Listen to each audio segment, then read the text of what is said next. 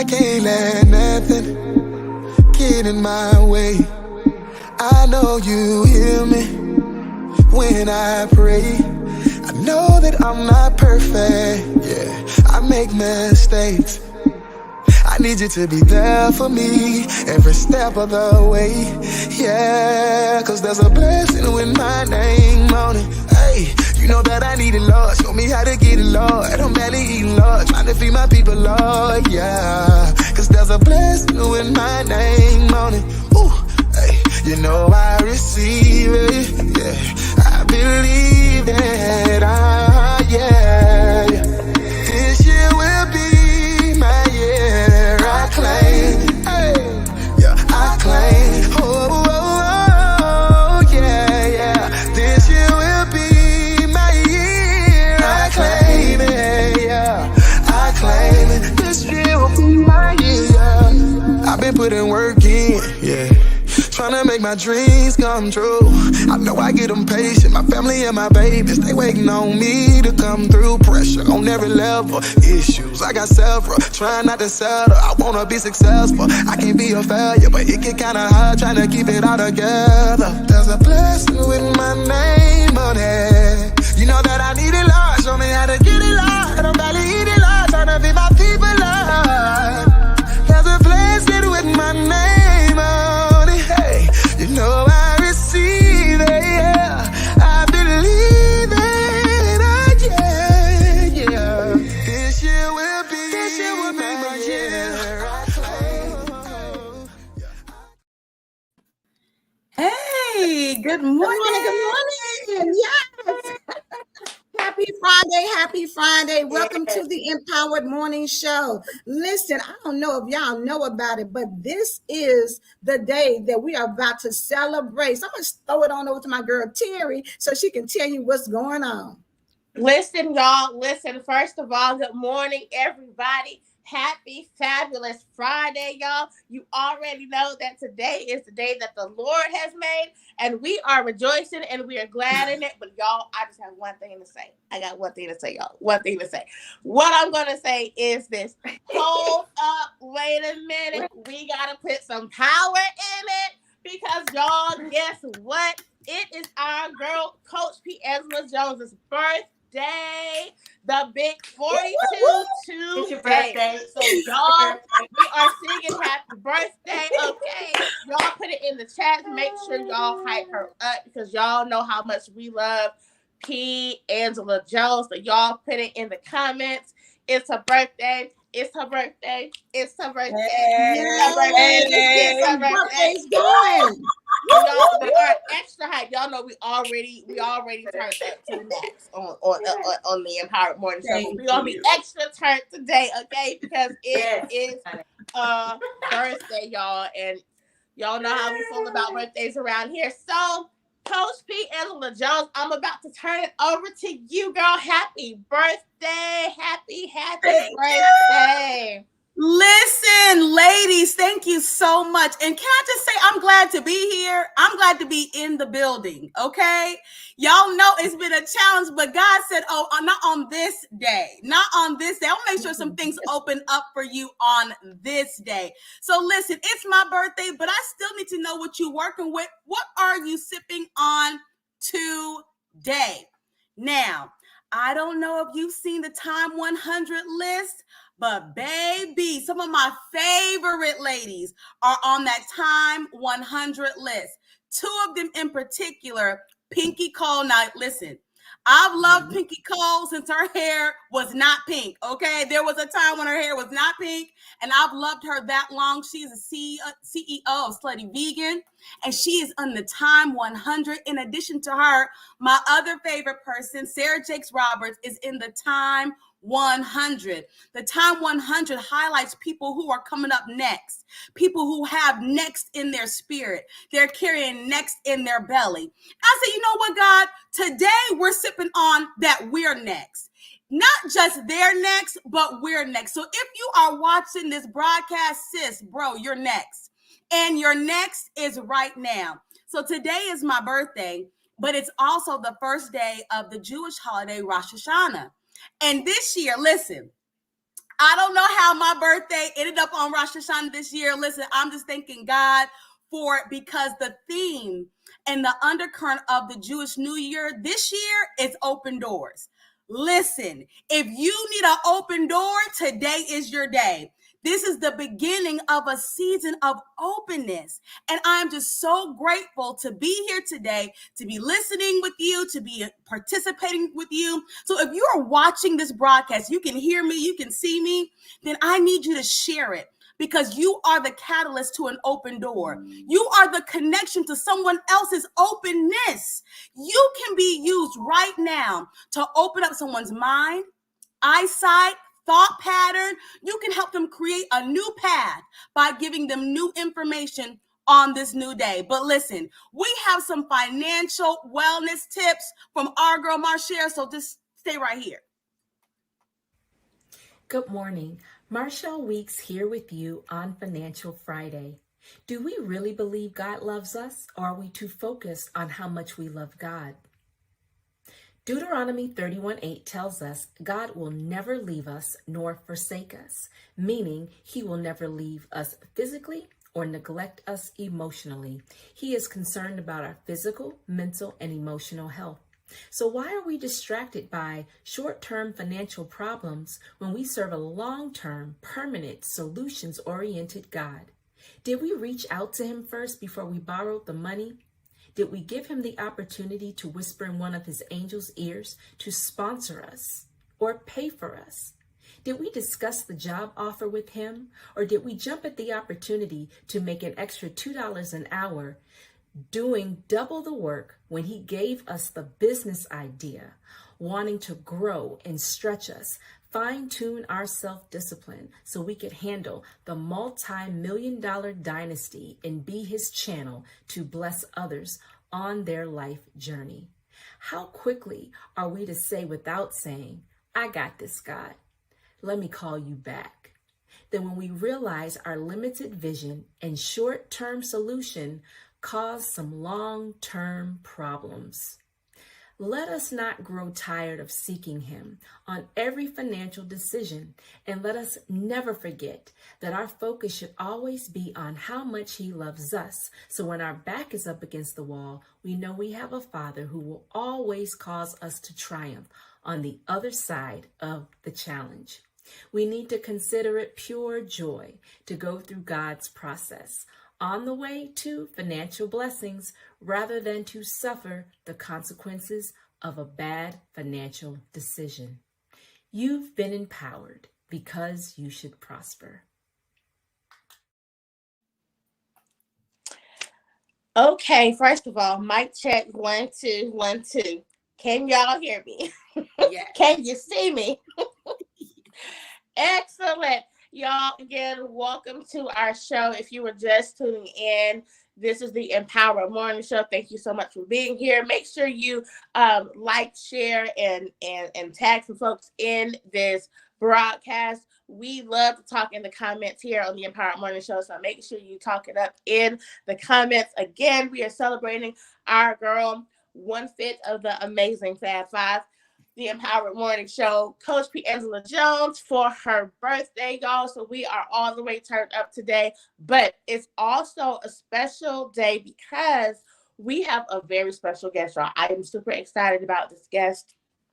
And in case you guys missed the memo, today is an hour-long show just because of this special guest. So if you're new to our show, we usually do 30-minute broadcasts. We're in, we're out. But today we have an extended special edition because of this special guest.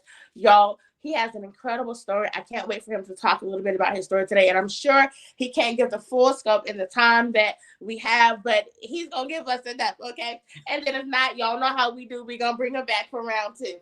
But we have with us none other than Mr. Leon Walker. He is a motivational speaker. He is a narcissism coach. He has an amazing story. So I'm not even going to drop the nuggets of who he is because that's part of his story. So I'm going to let him share it.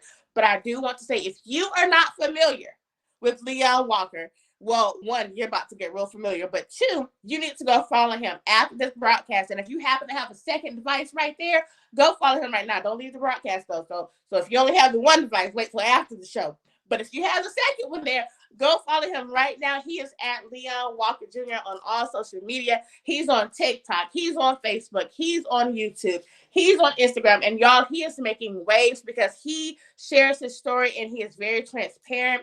He's very real. He's very relatable. He doesn't hold back, okay? He tells you what you need to know. And he is out here changing the game for relationships because he's helping men and women to heal and to spot the red flags in their relationships. Okay, so y'all, welcome to the Empowered Morning Show platform, Mr. Leon Walker Jr. Woo! Good morning. Can y'all see me? Good morning, sir. Y'all can't see me? What do I need to do? I'm not good at this stuff. So right at the bottom of your screen, you should see a little bar. There's like a microphone, a camera. You're going to click the one for the camera. Yeah, I just clicked it. Hold on. Oh, yeah. It says start using it. I clicked, but it's for some. Oh, there we go. Okay. There we go. There we Welcome to the show, Leon. Let me tell you, we are super excited to have you on the show. And as I told you, as we were booking you for the show, y'all, I ran across him several months ago. And I just happened across one of his videos. It popped up in my news feed, or maybe somebody shared it. And I listened to him, and I'm like, man, he is telling the truth, but in a way you need to hear it. You know what I mean? It's kind of a sobering truth, but he was telling it, and I don't even remember the video. But you know how you do. You click on one video, and then you just go down this rabbit hole of videos. So next thing I know, I was like 15 videos in, and I'm like, oh my gosh, this man is incredible. So I've been a fan and a follower ever since. And then last week, I think it was last week, y'all, when we did our conversation on narcissism, one of our viewers actually was watching the show and said, you know who would be a good guest? You all need to connect with Leon Walker Jr. And the name didn't ring a bell. But then when I went to the page to find the man to check him out and see if he'd be good fit for the show, as soon as he came, I said, oh my gosh, I know him. I'm already following him. He would be a great fit for the show. Let's get him in here. So he's here today, y'all, and we are so excited. Mr. Walker, I'm going to turn it over to you and let you tell us more about who you are and share your story. All right. Good morning and happy birthday to Miss Piangela. That's a different name. I've never heard that name before, but it's pretty cool. Thank you for having me. I served in the Navy for 32 years. I retired in 2015. I have 3 adult children, 23, 27, and 28. I have a granddaughter, 4 godchildren, and a dog. I was married for almost 12 years. I've been divorced for almost 17 years now. I screwed up every relationship I've ever been in. Come from a very dysfunctional, very loving, caring, strong, supportive family. But by the age 11, I was damaged very bad. Age 5, I was molested by my cousins. By the time I was 7, I was watching porn, lost my virginity at 8 to my babysitter, and there was a male member in my family touched me from the ages of 10 to 12. There was never any penetration, but he damaged me even more. And so when my parents got divorced at 11 years old, I was pretty much on my own. I knew I was going to join the military by the time I was 9. My parents dropped out in the 9th grade, so college was never talked about. I had a struggle with going to church, reading the Bible, struggle with believing God. I didn't believe in God for a long time. And then I joined the military, and it was the best thing for me. And it was a lot of great things, a lot of bad things that happened. And so that's pretty much me in a nutshell. I'm an author of 3 books, working on my 4th book, which is going to be an autobiography. I speak, I help people, and that's me pretty much.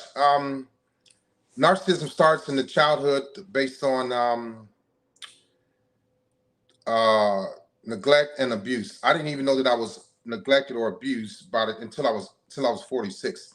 Not necessarily by my parents. My parents did the best they could. They were very strong parents, but they had their issues too. My dad died in 1999. He was an alcoholic. And my mother died in 2012. She died from a crack addiction. She had been smoking crack from 1985 to 2011, where she went to nursing home and then hospice, and she passed away. And so, I dealt with a lot. I've had a lot of great things. I used to blame my mother for everything.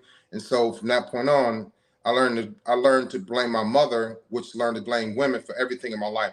I gave my dad all the credit, and I was wrong for that. I learned that I was wrong about that until I went into therapy, and that's when I started reconnecting with my mother through my therapist. I failed therapy twice, and the third time is when I stayed, and I needed that. Had I not gone through therapy, you all would be talking to either a 58-year-old whorish man, or I would probably be dead. And so there's a lot of things that went on. I had suicide ideations as a child. I had suicide ideations as an adult. Didn't know how to be a husband. Didn't know how to be a father. I struggled for a long time. So that's pretty much me in a nutshell. Hope that was good enough. It wasn't too long. Well, really, you could keep going, Mr. Mr. Larry. You had about 5 more minutes. You can keep telling us more about your story. So Yeah. since you're here, if you want to go, and we're going to dive in and do a little bit of a conversation. But if you want to go into the narcissism piece, and maybe talk about the relationship with your wife and just all of that, whatever you want to share about your story before we dive into the questions. Yeah. And so I always knew there was something wrong with me. When a young man or woman is molested. So, for instance, in my 2018, I was on a book tour. My first book called Broken. It's a memoir about my life. I learned a lot. I had to do a lot of research. Excuse me. And so I found out that 90% of the perpetrators for people that are molested and raped is somebody you know or love or trust. 90% of those people are somebody you love or trust, supposed to love or trust. 80% of the cases go unreported. My cases, and then 1 in 3 or 1 in 6 little boys, or 1 in 3 or 1 in 6 little girls will be raped or molested by the age of 18. I fell in all 3 of those categories. The reason why my case didn't go reported, because I didn't report my babysitter. I didn't report my cousin. I was afraid of retaliation. I was afraid of people turning against me. I was afraid of getting beat up. There was a long time where I was afraid of women from my babysitters molesting me. I was afraid of women from my cousins molesting me, and my babysitter taking my virginity. They were all 6 or 7 years older than I was. And so I had this lust for women. I was attracted to women deeply, but I also feared women. And so that really resonated with me more. It's like a controlling factor for me in relationships. And I just wanted to shake that. But when I did decide to shake it, I went too far. And so I became very verbally abusive. I was never physically abusive. I was mentally abusive, verbally abusive. I became very promiscuous, and I was a cheater. I became a serial dater. And so the first women I was afraid of were my cousins, because of what they did to me. Then the fear just grew deeper with my babysitter. And then the fear grew even deeper when my parents got divorced. My mom sent me to live with a lady that I didn't know. And so I was dealing with discard and rejection at an early age. And I was also dealing with avoidance issues and projection issues at an early age. And so I didn't learn all this stuff until later in life, about hence narcissism. So besides my family members, that me being afraid of those women, the other lady that I became afraid of was my kind of like my first and second girlfriend. It was a color thing for me. So in porn, I saw pale white women. So I became attracted to pale white women. And then I became addicted to dark-skinned black women that were very dark. And then I became addicted to brown-skinned women. And so the first brown-skinned woman I had, she gave me gonorrhea, and I was 15, 16 years old. The next brown-skinned woman I had was like 28, 29 years old. I was 15, and she was a prostitute. So I had my first prostitute at 15 years old. Keep in mind, my first prostitute at 15. And then at around 15 and a half, 16, I fell in love with a dark-skinned woman that just dominated me. Took me home to her house out of high school every day, cooked me a steak. She would snort cocaine, have sex with me, and send me home. She would keep me at her house from probably about 4 o'clock until 11 o'clock at night. And I did this for about a year. I was a junior in high school, so I was always controlled and dominated by women, brown-skinned women, dark-skinned women. And then I didn't date a white woman, or didn't sleep with a white woman until I joined the Navy, which was I joined the Navy in 1983.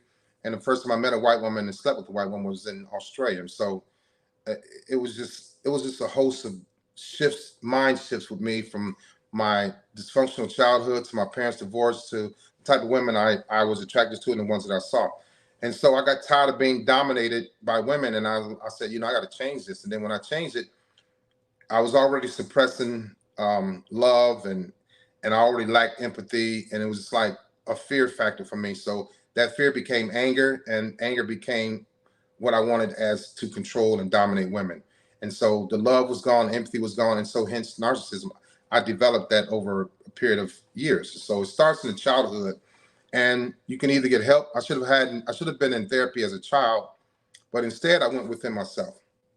I became very independent. Narcissistic people are very independent, but they need external factors to keep them going and motivated. Hence the supply, right?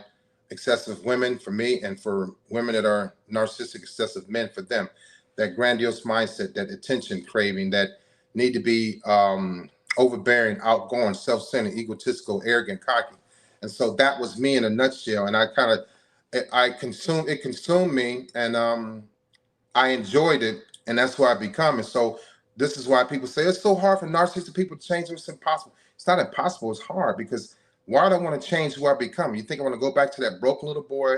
I peed in the bed from the kindergarten to the 7th grade, and I didn't find out that bedwetting was a symptom of being abused. I didn't know that. I sucked my thumb from the kindergarten to the 7th grade. That's why I have an overbite.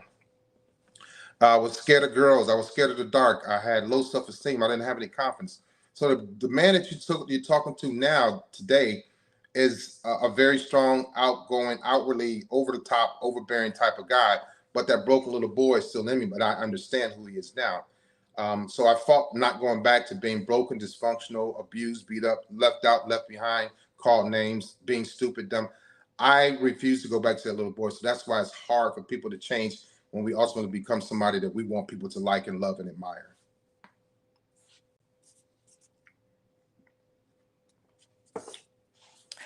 Wow. I know it's a Wow. lot.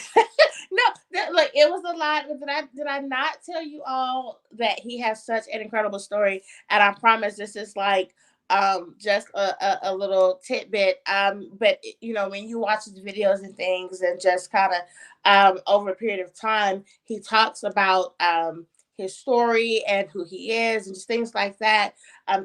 In his videos, and so that's why I'm saying you guys got to make sure that you go follow him. So of course I have questions. I know also questions. I'm over here taking notes, so I'm gonna drop my couple of questions, and then I'm going to turn it over to the rest of the Fab Five for y'all to jump in here. But one of the very first things you say, and first of all, thank you so much for sharing your story, and you were so precise and to the point, and you you just hit all the bullet points. So we appreciate it. But one of the very first things you said was that you came from a loving and dysfunctional home. And so that stuck out to me, because we don't typically hear those two words together like that. Loving and dysfunctional. So can you talk about what that looks like, or how were you able to recognize that it was loving and dysfunctional at the same time? Right. So what happened was there's a lot of dynamics, shifts, a lot of brain shifts. My grandfather was short. Okay, my mother's side of my family are short and mean people. My grandfather's like they were. I'm telling you all, the things I'm about to tell you, it's going to be funny and mind blowing, but it's going to be like, it makes sense. So my grandfather's like 5'3", like 125 pounds, little dude. My grandmother's 5 foot and like 100 pounds, little. So my mother was little, but she was thick. My brother was short and he was heavy. His dad was heavy. My dad was 6'1" and like 230. He played football in the Army and he boxed. Okay. My dad's side of my family are rather thick, tall, above average height, thick people. Very, very competitive, very driven. My mother's side of the family they all had a very addictive personality. And I learned this through therapy. I learned this through research. I learned this through studying the things that I saw and that I remember. My mother's father played the drums, and he made his own drums. He smoked a lot of cigarettes, and he was mean. All right. He abused my grandmother. He was very verbally abusive. I can remember just like it happened yesterday. I would sit at the kitchen table with him, and he would bang on the table, ask my grandmother for the hot sauce and pepper and his cigarettes, and he would call her names, and she would just be scurried and running around. And he didn't treat my mother like that, but my grandmother treated my mother like that. They fought in the street. And I didn't find this out till about 5 years ago. My grandmother died in '08. My mother never got a chance. She never went to her funeral. My mother died in 2012. And so my grandmother didn't know that her daughter died. My mother knew that her mother died. My grandfather died in 1979. My parents got divorced in 1979. My mother's brother got killed in 1977. So from 77 to 79, and then from 79 to 1982, my mother lost 6 people. Through the divorce, she lost her husband. Through the divorce, she lost her husband and me and my sister. And then through death, she lost her brother and her father. So she lost one person on the average of every 6 months from 1979 to 1982. I'm sorry. And so she jumped into smoking crack.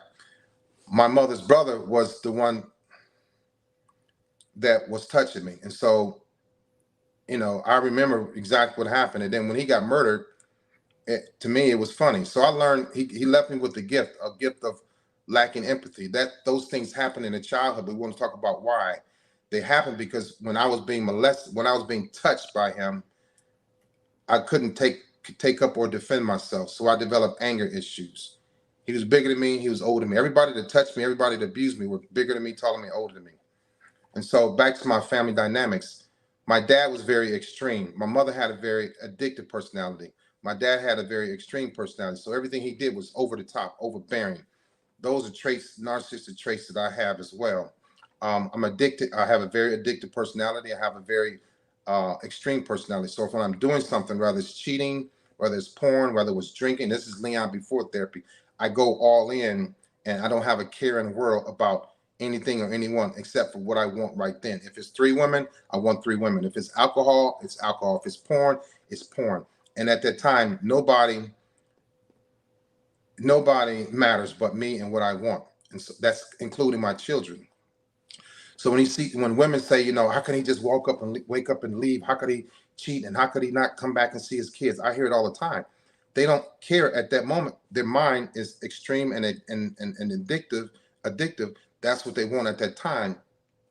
Even if it's being a newlywed, if he's narcissistic and he's a cheater, and he's a serial dater, without talk therapy is not going to work. I didn't have talk therapy until I was 46. So the dynamics in my family on both sides, I have a lot going on.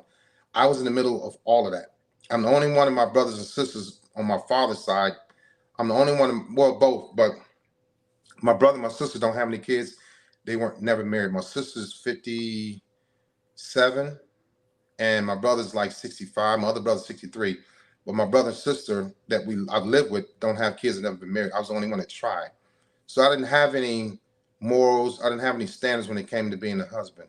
I had great men in my life. I had great men in my family, but they were womanizers. They were hustlers. They were thieves. They were, fighters, right? They were abusers of many things. A lot of men in my family were abusers of women. I had a cousin that got almost killed by a woman. I was almost killed by 2 women, and those things I was attracted to, I was addicted to. So I've seen a lot of great things. I've seen a lot of bad things on both sides of my family. My grandfather wound up dying in 1982 at work. My mother's brother died. He got murdered. He got shot in the mouth with a shotgun.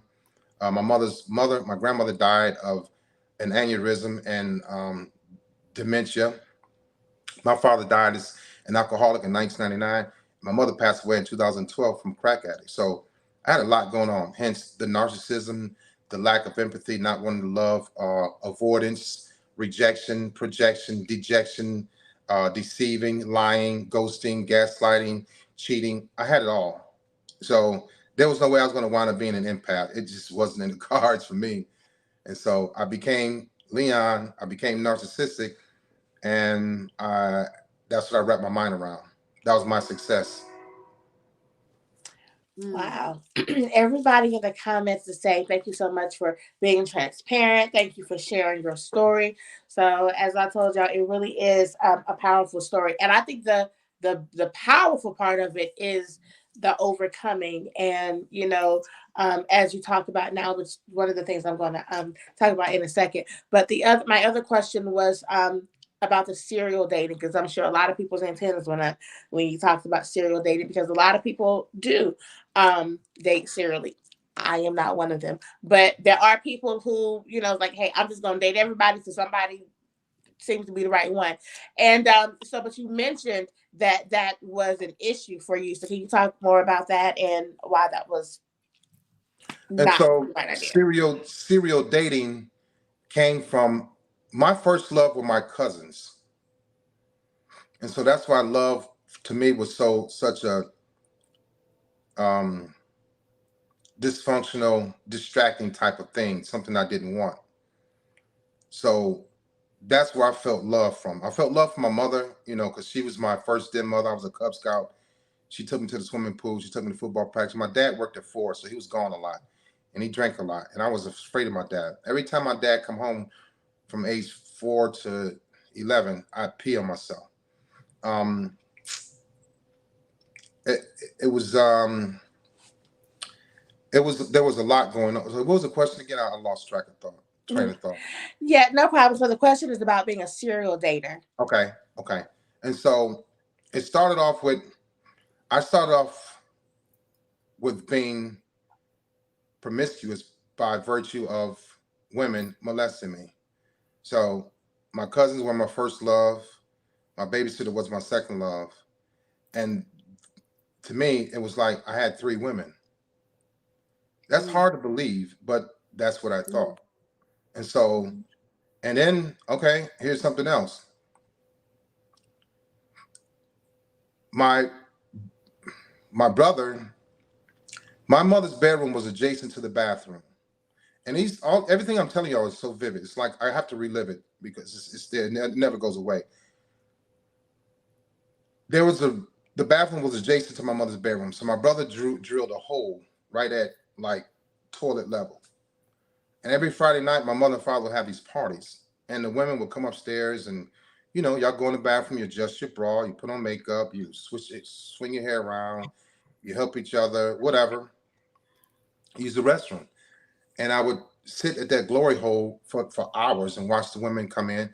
I became a peeping Tom. I was about 8, 9 years old, but it went on for years. And so serial dating, everything I saw through that hole, everything I saw in porn, I wanted to be a part of. I could ride, I could play sports, I could ride motorcycles and mini bikes and go karts and jump rope and all of this stuff and climb trees and climb garages, which I did. But I was consumed with being lustful and attracted to women, and it never went away. Nobody taught me how. It taught me how to make it go away. They taught me to have more women and be a womanizer, right? And that's what I learned. The serial dating started from what I saw through that glory hole, what I saw in porn, and I wanted to emulate that. I studied women inside of porn to hurt women outside of porn. Okay, and so hence my addiction, my lust, my greed to women. And narcissistic people always deflect. So what did I do? I blamed everybody else for my addiction to women, my cousins, my babysitter, and my brother. And so when I had an abundance of women going into serial dating, it was something that somebody taught me. It wasn't something that I chose to do. I was made to do this. So this is what's supposed to be done. Why would I have one woman? I can have 3 or 4. I had them as a child. My cousins and my babysitter were my first girlfriends, my first love. That wasn't love. That was infatuation. And that was lust. So all of my relationships were based on infatuation and lust. There was no love. And so they say narcissistic people can't love, they lack empathy. That's 100% correct. But it starts in their childhood. And so narcissistic people are not born, they're developed by virtue of being a product of a certain environment. I had great parents, the loving and caring. We had food, we went on trips.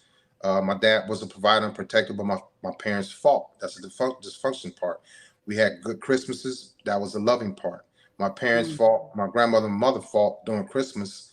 I see my grandmother slap my mother in front of me when I just wanted some of the greens that were on the pot on the stove, and my mother gave them to me as soon as she put the greens in my mouth. My grandmother slapped her, and so that was the dysfunctional part. We had toys in my grandmother's house. That was the loving part, right? My grandfather took us to get ice cream. That was the loving part. But when he got on us, when he screamed around the house, that was the dysfunctional part. My uncle used to bully me. That was the dysfunctional part, So I was doomed. And you know what? My therapist said, I'm surprised you're still alive. Yeah, I said, I am too. So I had to find other things to keep me driven and motivated. I was a really, really internally weak man. Externally, you think I was strong, but internally I had that love and that dysfunction. But I resonated more with dysfunction because love scared me, and love was liking my cousins and my babysitter and having sex. So the dysfunction is what made me become driven and passionate and compassionate about taking care of Leon, and that's what I did. Amazing. Wow. Thank you for answering. I'm going to let Regina jump in here. So, Regina.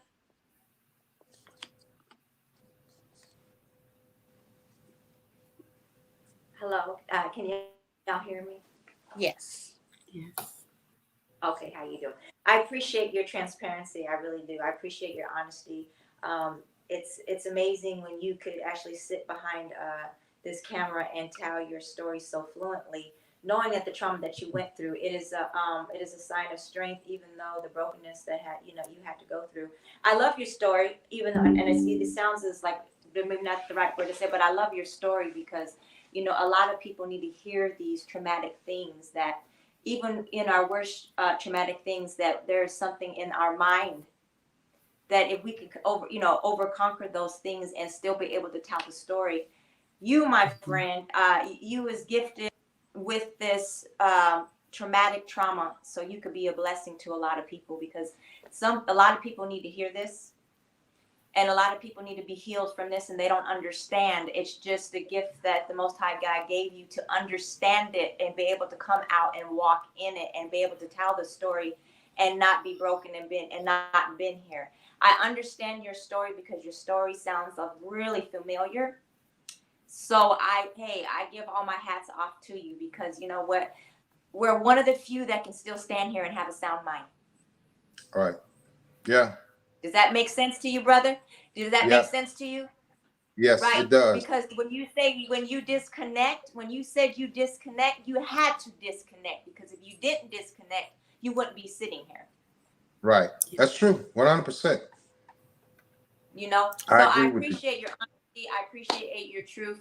I know where you're coming from, brother. Literally, I know where you're coming from, and I it's appreciate amazing that. to see that. Hey, to stand here and help people, because that's what it's about. Your story needs to be heard, because there's a lot of people that do not understand what you're talking about, and a lot of times you're the only one that really understands. You see what I'm saying? But it's a blessing. You broke it down very elementary for people too. Thank you. You're welcome. Thank you. I appreciate that too. And this is why I love platforms like this. And this is why I love the story that he shares, because by him sharing his story, he helps so many. I mean, we even see in the chat right now how people are saying that they're being helped. And the things that you're saying, oh, this happened to me, and that led to this, and then this happened, and that led to this. The way you're connecting the dots of how the things that happened to you and around you kind of informed the things that happen later in your life. Because you're able to connect those dots, it's helping other people to see and recognize those signs and things that they're experiencing now, and it's helping them to connect the dots. So it's incredible. Okay, I know Angela, y'all can jump in here too. We're just having a conversation now, so we can just talk. It's a question in here, Terry, I had pulled up from one of the viewers. They want to know, Leon, is there a common thread of the characteristics of the women that you were attracted to? Yes and no. When for me, as far as being a promiscuous man, I could look at a woman and like two things about her, and I would have to have her. It would be a combination of her lips, her breasts, her buttocks, right? Because my cousins had nice lips and my babysitter had nice lips, so it was lips for me. And my mother's female friends had nice lips, and they all had short hair. So the short hair was like, it got me. And all of my ex-girlfriends had short hair. My ex-wife, I would beg her to cut her hair. She would cut it every 10 years. I'm like, every time you cut your hair, I just want to be around you even more. When she let it grow, I was like, yeah. So it was a hair thing, right? It was a lip thing. But there were various things that's a great question. There were various things that would attract me to women too. It could have been their skin color. It could have been, if she was very dark, it was a contrast for me. If she was very, very pale, it was a contrast for me that attracted me. It was always a color or a shape that attracted me to women. I dated many women, different sizes. It didn't matter to me. My friends used to be like, man, I don't understand how you do it, but they didn't understand where I come from. And that was locked into my mind, my psyche for, as since I was a child. And so the having the women that shaved down there, I didn't like that because I didn't know, had never seen it. When I was looking through the glory hole, I saw the grown women that were hairy down there. So that turned me on too. Hairy armpits was something that I liked. I didn't like women that shaved. I didn't experience women that shaved until I was in the Navy, and that was in like 1983, 1985 when I first met a woman that shaved her vulva area and her armpits. I was like, it just looked weird to me because I was always attracted to a lot of hair down there and under their arms. And again, my friends like, man, what the hell's wrong with you? I couldn't explain it to anybody. And so there was like a likeness with these women. But the main thing that they all had in common were I was attracted to women that were broken and dysfunctional like I was. They were easier to deal with. They were easier to understand, and they would understand me and they wouldn't judge me. They wouldn't make me work so hard. My ex-wife wasn't dysfunctional. My ex-wife come from a wholesome, loving family where her parents were still married when we got married at that time, 25 years. But I went into that relationship because I didn't want anybody else to have her. When I met her, I had 3 or 4 other women. I was 25 years old and I was a Navy recruiter. And I became greedy again, narcissism. I wanted everything and everybody. So I didn't want anybody to have her. So when we got married, I wasn't ready to be married. I just wanted to take her off the market, but I was still on the market. And so my ex-wife was a strong, foundational woman with character, integrity, and standards. And I wasn't used to that. My dad didn't like women that had standards. My dad liked women that would smoke, drink, fight, have sex, and start over. And I was addicted to the same type of, and attracted to the same type of women because that's what I saw. My mother had great friends. They were workers, they were wives, they were mothers. But when my dad got me and my sister got custody of us, we moved to the inner city, deep in the inner city, and I started seeing women that my dad liked, and I started liking those women too. So the difference is I didn't want the women that were strong and had themselves together and went to college. I wanted the women that had a couple of kids, some scars, some wounds, didn't have a degree, that would 100% had to totally rely on me because I had to be in control and in power. And in therapy, she told me, she said, you like women to rely on you, but when they rely on you, you become extremely angry. And she was true. She was telling the truth. I don't know where she got that from. I may have told her, I don't remember, but she was right. And so I had to have women that needed me and not that I needed them. And then when they did need me, I didn't like that they needed me. And I would use as an excuse to cheat and walk away and leave them. Mm-hmm. Mm-hmm. So all these things come out in therapy. Right. Right. This is amazing conversation. I just want to break in and ask some questions specifically about marriage. My husband and I are marriage coaches.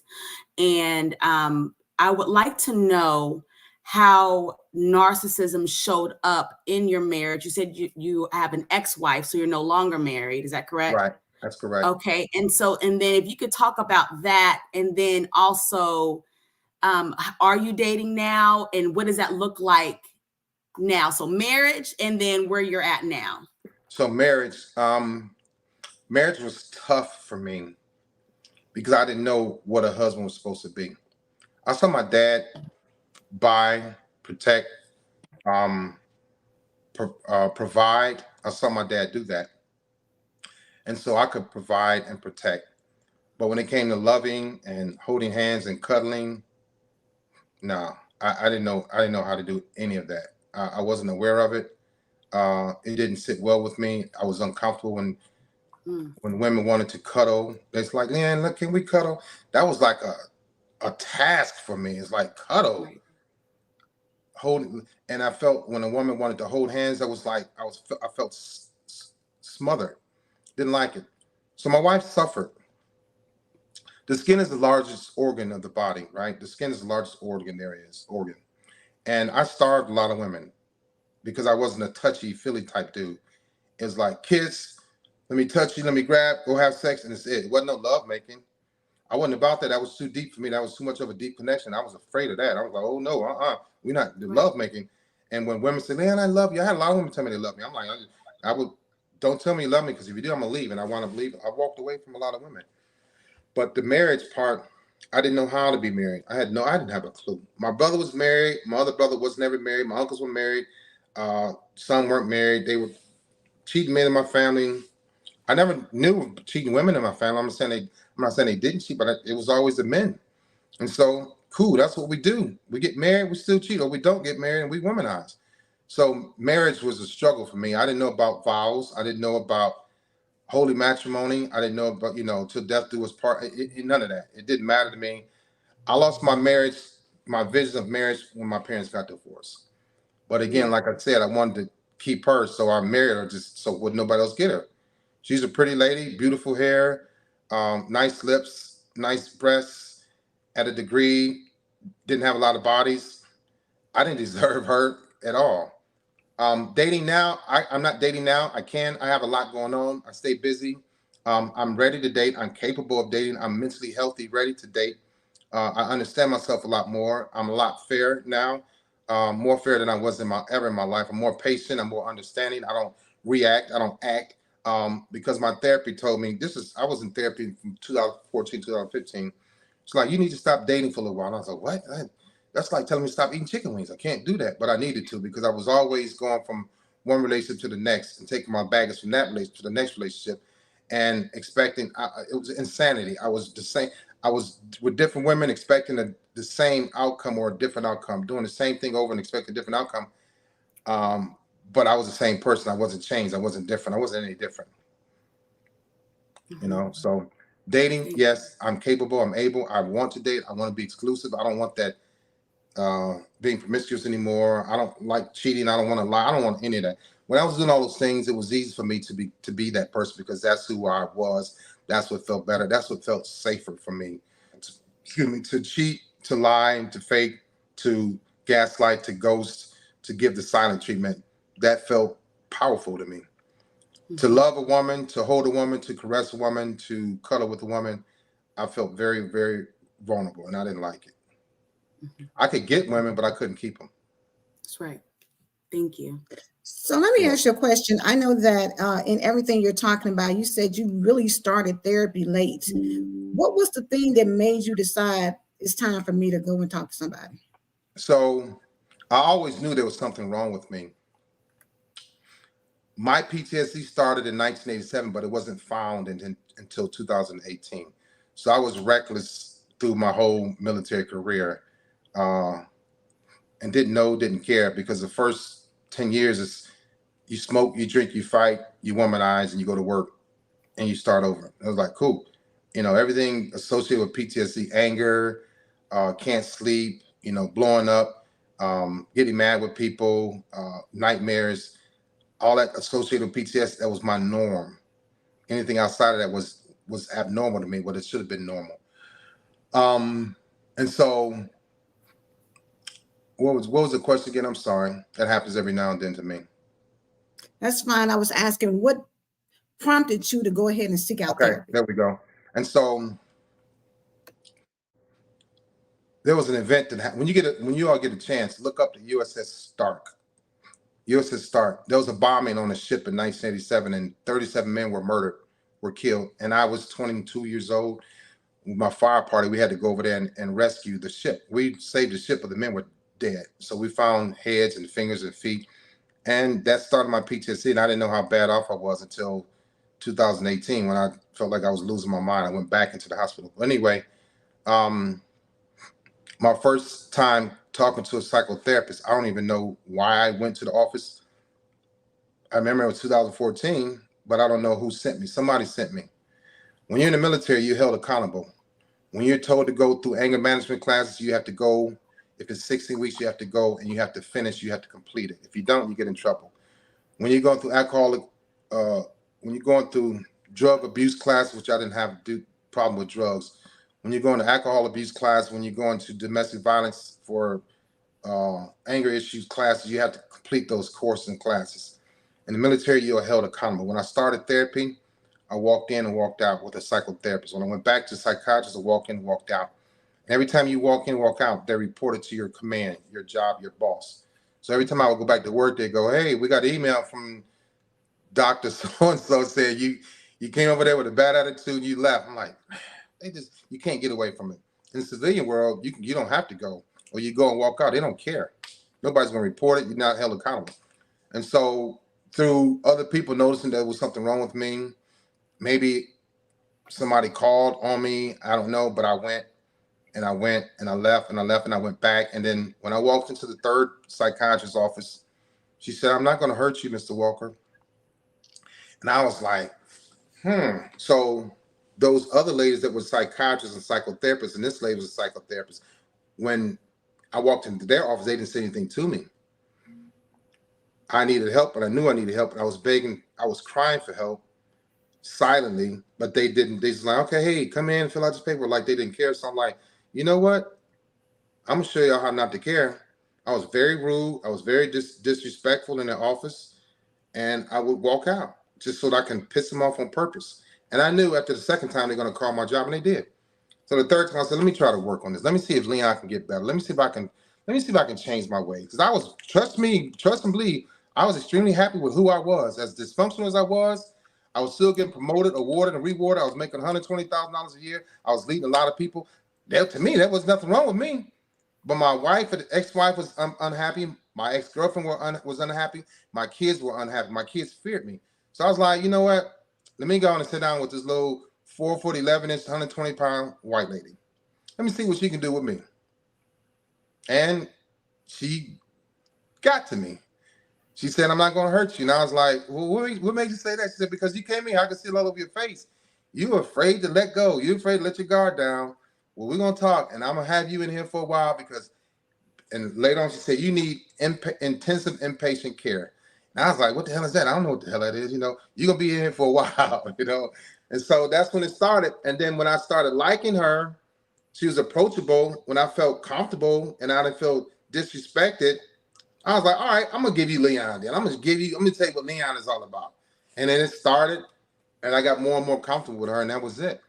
So my ex-wife didn't know what I'm telling you all now. Nobody found this out until I wrote my first book in 2018. I was married for 12 years. My wife had no idea none of this existed in me. She knew something was wrong. She used to always tell me, "You dysfunctional, blah, blah, blah. I don't want our kids to wind up like you." And that pissed me off. So I stayed dysfunctional on purpose. I was already successful in the military. Why should I change and not be dysfunctional to make her happy? I'm happy being dysfunctional. Since that's what you call it, that's what it is, that's what it's going to be. My ex-girlfriend suffered too. Every woman I've ever been with suffered, but me. Wow. There's some questions in here. I'm going to try to get to them quickly before we get off. But a couple of people wants to know, did you ever apologize to the women that you hurt? Right. So that's a good question. I get that a lot. One of my ex-girlfriends, she said, "Leon, do you realize you never apologized?" I was like, "For what?" And it just rolled off my tongue. For what? What am I going to apologize for?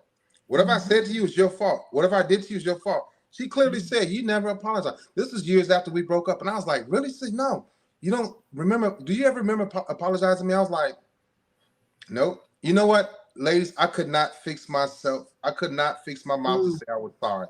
I could not. That's why I know narcissistic people. I could deal with them. I play around with them, diagnose or getting close to being diagnosed, having 8 traits or 7 traits. I know exactly what to do with them. I know that they can't apologize. It is so hard. It hurts. It's like telling me I need to, "Leon, go get a pair of pliers and pull out your 2 front teeth." Oh, no, that's going to hurt. But apologizing drove me nuts. Why should I apologize? So I got to tell you, I'm sorry. Feeling defeat like that was such a horrible thing, but I was wrong. And I remember, you know who else didn't apologize? My father. I remember him distinctly saying, "I ain't apologize. I don't apologize for what, But yeah, so I started going back years later and apologizing to some women. And some of them didn't believe me, said, "It's not genuine. It's not you. You just saying." They were right. I was just going through the motions.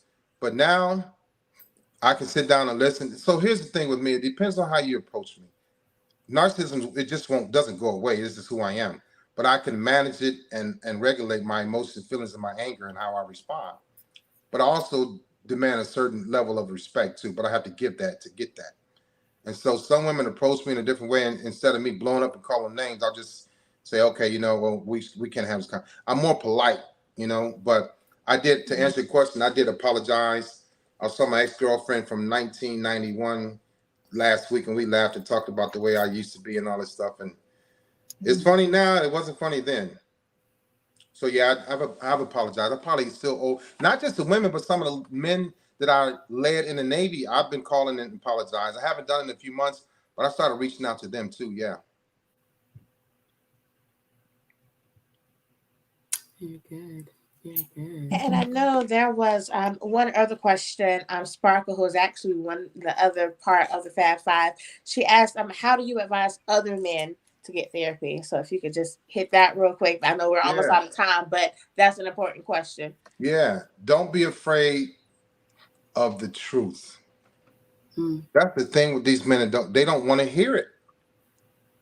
It's okay to go in there, my brother, and hear it. It is okay. Because you're gonna change that moment you walking out within that hour, you're gonna make some strides, you're gonna make some changes, you're gonna understand yourself, you're gonna want to be closer to your wife, you're gonna be closer to your kids. I felt like I lost 100 pounds every time I came out of there. I went in there like smelling like cigarettes and chicken grease. Every time I go, before I go, I'm like, I don't smoke anything now. I'm so free. It's like almost scary. But before I go, and she's like, well, can you not come in here smelling like cigarettes? I was like, lady, you tripping. Saying it to myself. But I liked her, so I wasn't rude. I was like, yes, ma'am. I turned into a little boy in there. She's like my mother. I've always yearned for my mother. I lost my mother 3 times. When my parents got divorced, when she started smoking crack, and when she died. So I was always yearning for a mother in my life. Just listen to me. Just be a mother. Just nurture me. Just talk to me like I'm a little cool, good little boy. I used to be a good little boy. I was a good little boy. I was. And it became like unfair to be this monster because people turn me into this monster. I'm talking about Leon before therapy. I didn't raise my hand. Hey, I want to be a monster. I want to hurt women. I want to cheat. I want to lie. I want to gaslight. I want to ghost. I was a cool little boy, right? At one time.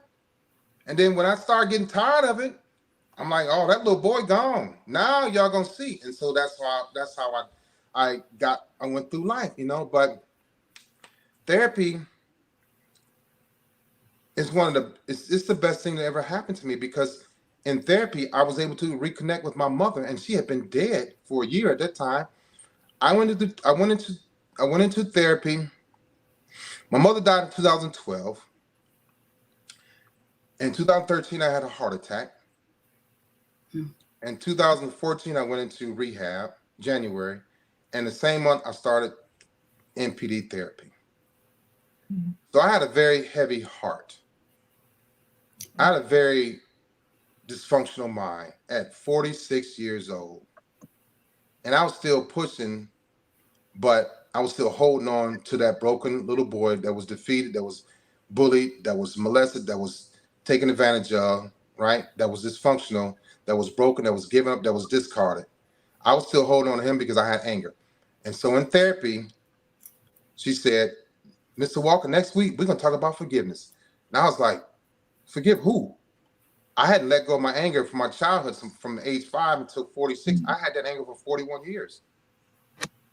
So therapy will also allow you, as Piangela knows, marriage counseling, you have to forgive, you have to let go, you have to release. Over and over. Yeah, I didn't know how to forgive nobody. I knew how to forget. I forgot people to hurt people. I wasn't apologizing. And so I was dealing with avoidance issues. I was dealing with being emotionally unavailable. And I enjoyed all of that. My dysfunction was normal to me. Not being dysfunctional was abnormal. My brain had operated in the opposite since I was 5. But I was still able to go forward and be successful in the military because I wanted to impress people. I wanted to have confidence. I want to be secure because I was insecure and I didn't have confidence. That's why people say, well, narcissistic people never change. You can't. You know what? I didn't have to be the person I became. I really didn't. I still could have been successful and nice and loving and caring. But I was like, oh, hell no. That's somebody going to damage me. Somebody going to abuse me again. And at Leon at 25 and 30 and 35, 40, I loved me some me. Because I was protected from perpetrators. And then I would see them. I would see women that was abusing men. I would see men that was abusing women. That could have been me. And I always say, man, it sucks to be you. Instead of teaching people how to do it, now, yo, my man, go through therapy. Hey, brother, listen, I had a phone call this morning at 3:00. And I know I had to be up here with you all at 6. I'm not tired. That brother called me because he was hurting. He had been drinking, and he was in a dark place. And he's about to do some bad things. 3:00 this morning. And I talked to him for an hour. And he's okay now. He needs therapy. I'm gonna help him out until he get there, but it's okay to go through therapy, my brother. I loved it. I go back because I wanted to see if Leon could be somebody better. And I talk every now and then in third person. I want to see if Leon can do something better, be somebody better, and let go of his past. And I did. I love that. Well, Leon, we are out of time, and y'all, I don't know how this happens that a whole hour goes by so quickly. The 30 minutes go by like that, so we extended to an hour, and then it's like, oh, we need like another hour, maybe 2. But Leon, in the time that you have been with us, I want to say that I know you have blessed a lot of people. You've helped a lot of people. They're saying it in the chat, so we know it's true. But we also want to say thank you for coming on and sharing your story. What I love about it is that you were very open and honest and transparent. But to me, what I see is a story of transformation, a story of healing. That, even though you say that the narcissism doesn't go away, but you've learned how to manage it. It still shows to me it's a story of grace, and a story of God's grace, and a story of just realizing and experiencing the power of healing through therapy, through coming to terms with the things that happen and how to make it work for you now. So as I said earlier, your story is incredible. We want to say thank you so much for being a part of the Empowered Morning Show. I'm going to ask you to stick around. I know it's early for you, but if you can stick around for 2 more seconds in our backstage. So don't leave when we end this broadcast. Just stay right here with us. Okay. But for everybody else, thank y'all for tuning in. Again, you can follow him at Leon Walker Jr. Is that right, Leon? At Leon Walker Jr. Leon R. Walker Jr. And then you can Google me. My retirement ceremony comes up. My books come up. So I'm not hard to find. He's not hard to find. I told you, I found him real quick. So he's not hard to find. He's on Facebook, YouTube, Instagram, TikTok. He's everywhere, y'all. He does have books out. I did see that he is in his 6th month of being in the top 100 bestsellers on Amazon. So make sure y'all help him stay at the top 100, okay, for another 6 months.